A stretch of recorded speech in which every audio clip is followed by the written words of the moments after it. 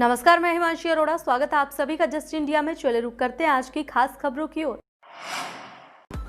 खबरों के प्रायोजक हैं आरोग्य मास्क लगाएं, कोरोना से सुरक्षित रहें। Kamal Chalk Industries, a trusted school of chalk, manufacturers and suppliers of chalk, color chalk, duster, mask, sanitizer, etc. Asian colour coated इस्पात लिमिटेड, आपका विश्वास हमारी पहचान। मेडिफिर international, taken a step to keep you safe from corona virus. रंज care showroom in Rohtak and Bahadurgarh. Showroom पर आएं, test drive लें और गाड़ी बुक कराएं। बल्लभगढ़ में छात्रों को दिन दहाड़े गोली मारकर हत्या करने के मामले में सीएम मनोहर लाल ने कहा कि दोषियों को गिरफ्तार कर लिया गया है, आरोपियों के खिलाफ सख्त कार्रवाई की जाएगी। बता दें कि सोमवार को बल्लभगढ़ में पेपर देकर कॉलेज से बाहर निकली छात्रा की गोली मारकर हत्या कर दी गई।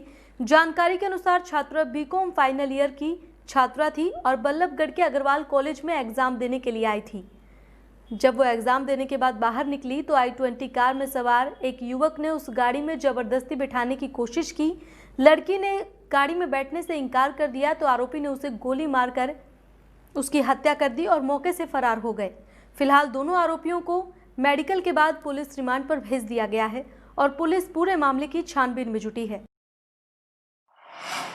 गृह मंत्री अनिल विज आज पानीपत पहुंचे, जहां उन्होंने बल्लभगढ़ हत्याकांड और पानीपत में हुए एसिड अटैक के बारे में कहा कि सारे हरियाणा में अगर कोई घटना हुई है, पुलिस ने तुरंत उस पर कार्रवाई की है। बल्लभगढ़ का जो केस हुआ है उसमें एक आदमी को दिन चढ़ने से पहले ही गिरफ्तार कर लिया गया था। विज ने कहा कि पिछले साल से इस साल 6% तक अपराध कम हुआ है। वहीं एक सवाल के जवाब में विज ने यह भी कहा कि हर आदमी को पर्सनल सुरक्षा नहीं दी जा सकती। इसके साथ ही बड़ौदा उपचुनाव पर विज ने कहा कि विपक्ष को अच्छे डॉक्टर से अपनी आंख के लिए चश्मे बनवाने चाहिए, क्योंकि विपक्ष को चीजों को देखने में दिक्कत आ रही है। सारे हरियाणा में कोई अगर घटना हुई है, पुलिस ने तुरंत उसके ऊपर कार्रवाई की है। अब बल्लभगढ़ का जो केस हुआ है उसमें एक आदमी को दिन चढ़ने से पहले अरेस्ट कर लिया गया।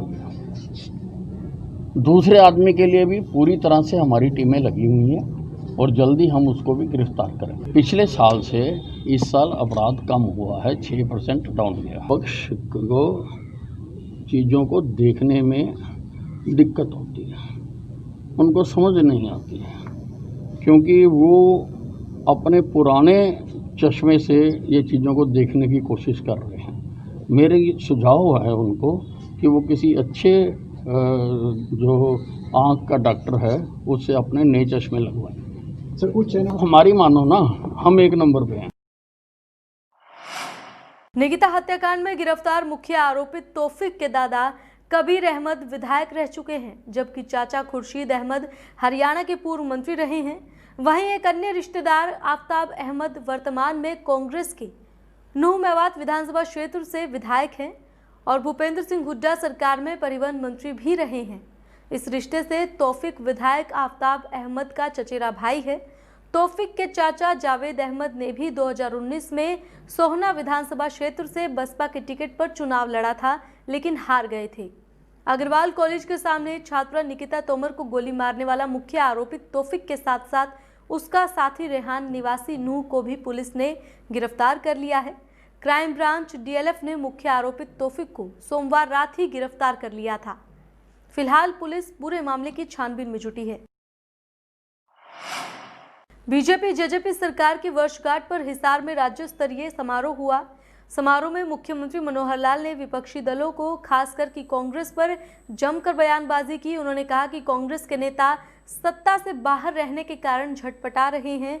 इसी छटपटाहट में वो बीजेपी जेजेपी सरकार गिराने की बात सोचते हैं। इससे पहले कार्यक्रम की शुरुआत में आपको बता दें, मुख्यमंत्री मनोहर लाल और उप मुख्यमंत्री दुष्यंत चौटाला ने हिसार एयरपोर्ट पर इंटीग्रेटेड एविएशन हब बनाने को लेकर दूसरे फेज का काम के लिए भूमि पूजन किया। इसके बाद मुख्य राज्य स्तरीय समारोह शुरू हुआ। समारोह में सीएम मनोहर लाल ने कहा कि ये सरकार पूरे 5 साल शान से चलेगी। उन्होंने कहा कि कांग्रेस की विश्वसनीयता खत्म हो चुकी है। कांग्रेसी इतने दिन सत्ता से बाहर नहीं रहे, इसीलिए उनमें छटपटाहट है और ये साफ दिख रही है। प्रदेश की गठबंधन सरकार का 1 वर्ष का कार्यकाल पूरा होने पर राज्य स्तरीय समारोह हरियाणा के हिसार में आयोजित किया गया, जिसमें प्रदेश के मुख्यमंत्री ने शिरकत की, जबकि जींद जिला स्तरीय समारोह में स्थानीय बीजेपी विधायक डॉक्टर कृष्ण मिड्डा ने बतौर मुख्य अतिथि शिरकत की। ये समारोह जिला मुख्यालय के लघु सचिवालय प्रांगण में आयोजित किया गया, जिसमें उपायुक्त डॉक्टर आदित्य दहिया सहित अनेक उच्च अधिकारियों ने शिरकत की। 36 परियोजनाओं का उद्घाटन और शिलान्यास हुआ है, जिसमें लगभग पूरे डिस्ट्रिक्ट जींद में 201 करोड़ रुपए की राशि माननीय मुख्यमंत्री जी ने देने का काम किया है। और दिन रात सेवा में तत्पर माननीय मुख्यमंत्री मनोहर लाल जी और डिप्टी सीएम दुष्यंत चौटाला जी जो हरियाणा की सेवाओं में लगातार लगे हुए हैं, उनके प्रयासों से आज 36 परियोजनाओं का उद्घाटन और शिलान्यास हुआ है। इसी तरह मैं ये विश्वास दिलवा सकता हूँ कि जिस प्रकार जींद को कभी गौर नहीं किया, हमेशा नज़रअंदाज करने का काम किया पूर्व की सरकारों ने, अब आप देखेंगे कि जींद में लगातार जितनी राशि जींद के विकास के लिए आई है, आज से पहले इतनी राशि कभी भी जींद के विकास के लिए नहीं आई। बड़ौदा उपचुनाव को लेकर सांसद दीपेंद्र लगातार कांग्रेस प्रत्याशी इंदुराज नरवाल उर्फ भालू के लिए प्रचार कर रहे हैं। वहीं आज बीजेपी नेत्री सुदेश मोर ने दीपेंद्र सिंह हुड्डा के नेतृत्व में कांग्रेस ज्वाइन की। सांसद दीपेंद्र ने आज बड़ौदा, रिठाना, धनाना, गढ़वाल, भावड़ और निजामपुर में कई जनसभाओं को संबोधित किया, लोगों से वोट मांगे। इसके साथ ही दीपेंद्र ने बीजेपी पर हमला बोलते हुए कहा कि बीजेपी चुनाव में वोटिंग से पहले ही हार मान चुकी है, इसलिए अभी तक मुख्यमंत्री या उप मुख्यमंत्री यहां चुनाव प्रचार तक करने नहीं आए। 6 साल बड़ौदा की अनदेखी करने वाली सरकार ने मुखिया ने चुनाव में भी बड़ौदा का रुख करने से परहेज करा है। यमुनानगर में नशे में चूर जजपा जिलाध्यक्ष अर्जुन सिंह के बेटे भूपेंद्र सिंह का एक वीडियो सोशल मीडिया पर जमकर वायरल हो रहा है, जिसमें भूपेंद्र सिंह बुढ़िया थाना SHO लज्जाराम पर पिस्टल तान कर उन्हें धमकी दे रहे हैं। जानकारी के अनुसार इस वीडियो में खनन सामग्री की ट्रैक्टर ट्रॉली रोकने पर विवाद होता दिख रहा है।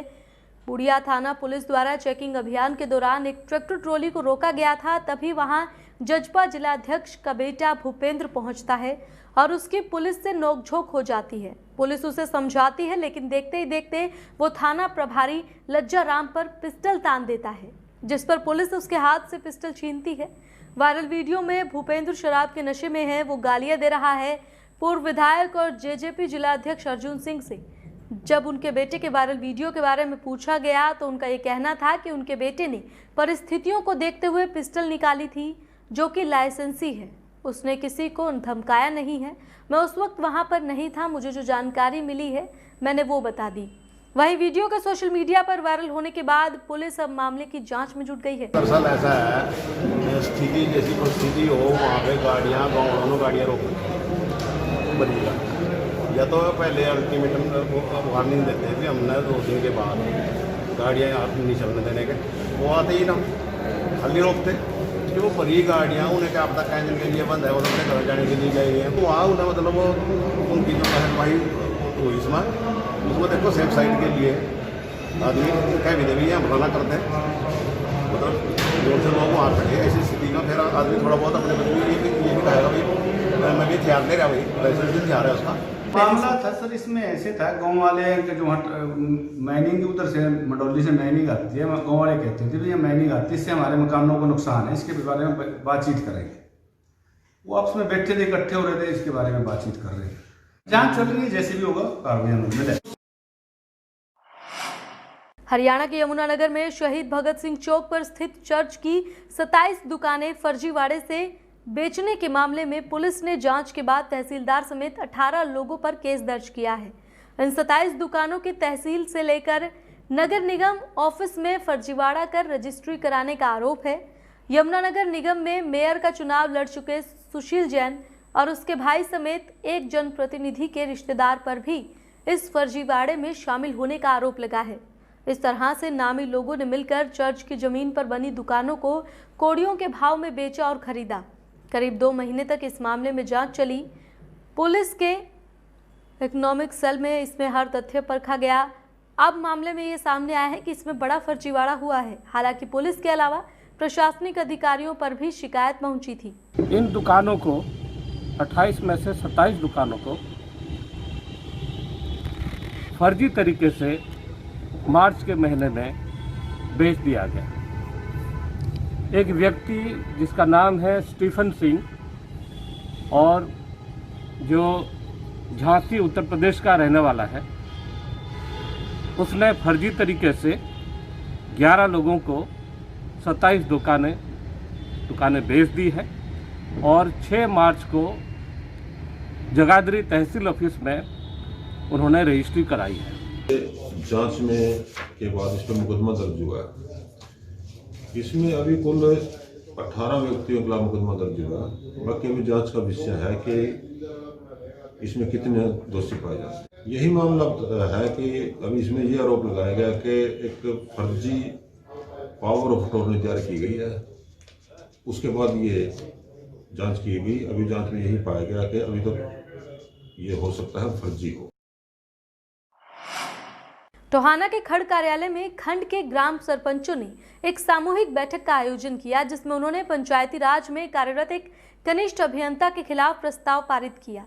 इस प्रस्ताव में उन्होंने साफ साफ लिखा है कि टोहाना में कार्यरत नरेश कनिष्ठ अभियंता की कार्यप्रणाली बेहद खराब है। यह कनिष्ठ अभियंता सभी विकास कार्यों की पैमाइश पुस्तिका भरने में रिश्वत की मांग करता है। प्रस्ताव में यह भी लिखा गया है कि कुछ समय पहले इसका तबादला चंडीगढ़ हुआ था, लेकिन थोड़े ही दिन बाद वो पहुंच के चलते फिर से टोहाना आ गया। वो अपने आप को यहाँ पंचायती राज का मालिक समझता है। सरेआम कहता है कि मेरी पहुंच ऊपर तक है, मेरा कोई कुछ नहीं बिगाड़ सकता, इसलिए इसका तबादला काफ़ी दूर किया जाए, नहीं तो खंड टोहाना के सभी सरपंच अपने पद से सामूहिक त्याग पत्र दे देंगे। सरपंचों की हमारी शिकायत थी, यहाँ पे एक नरेश नाम का जई तैनात है, तो वो सरपंचों के साथ दुर्व्यवहार करता है, कोई काम नहीं करता, हर बात के ऊपर अड़िका लगाता है। तो इसी कारण से आज सारे सरपंच यहाँ इकट्ठे होके और उनके यहाँ से उनको बर्खास्त करने की मांग कर रहे हैं। रोहतक में आज पूरे हरियाणा के ग्रामीण चौकीदार अपनी मांगों को लेकर इकट्ठा हुए। चौकीदारों का ये कहना है कि उन्हें 7,000 रुपये प्रति माह मानदेय मिलता है और महंगाई के चलते इस मानदेय में गुजारा करना मुश्किल है। चौकीदारों ने पक्का करने के साथ साथ चौथे दर्जे के कर्मचारी के बराबर मानदेय की मांग की। चौकीदारों का कहना है कि हरियाणा सरकार ने 2019 में पीएफ लागू करने की घोषणा की थी, लेकिन आज तक वो लागू नहीं हुआ है। ग्रामीण चौकीदारों ने सीएम और डिप्टी सीएम के नाम डीसी को ज्ञापन सौंपा और मांगों पर विचार करने का वक्त भी दिया। चौकीदारों का कहना है कि उनकी मांगे अगर नहीं मानी गई तो बड़ा आंदोलन करेंगे। आज ये हरियाणा भर के चौकीदार यहाँ अपनी मांग मुद्दों को लेकर इकट्ठे हुए हैं। हरियाणा सरकार ने 2019 में पीएफ लागू करने की घोषणा की थी, लेकिन आज तक उनका नोटिफिकेशन जारी नहीं हुआ है।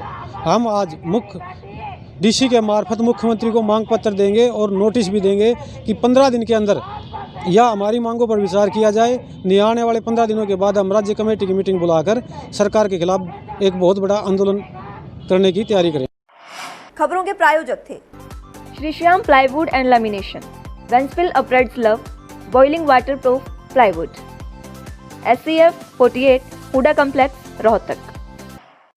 कमल Chowk industries, a trusted school of chalk, manufacturers and suppliers of chalk, color chalk, slate pencil, duster, dustless chalk, housekeeping material, mask, sanitizer, hand wash. Office number 201, first floor, Town Center Mall, D Park, Model Town, Rohtak. Corona महामारी से लड़ने के लिए आरोग्य mask लाया है आपके लिए सबसे आधुनिक मास्क। इसके साथ ही आपको मिलेगी आधुनिक PPE किट, वो भी बहुत ही सस्ते रेट पर। contact@arogyamask.com पर जाएं और हमसे संपर्क करें या फिर www.arogyamask.com से जुड़ें। इसके साथ ही आप हमें कॉल कर सकते हैं। हमारा पता है Anand international, plot number 181, Panipat, Haryana. Be Fast Fit, India's fastest growing fitness chain, now at Rohtak D Park.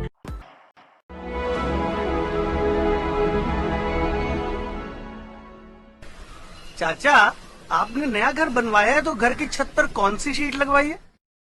बेटा, मैंने अपने घर की छत पर एशियन शीट लगवाई है, क्योंकि वो कभी न मिटने वाले ओरिजिनल निशान की चादरें हैं। साथ में ISI का चिन्ह, 5 साल की वारंटी के साथ साथ पैसों का सही मूल्य देने वाली वही इकलौती शीट्स हैं। क्योंकि नाम नहीं, पहचान जरूरी है। फिलहाल इस बुलेटिन में इतना ही, लेकिन बाकी की तमाम खबरों के लिए आप देखते रहें जस्ट इंडिया। नमस्कार।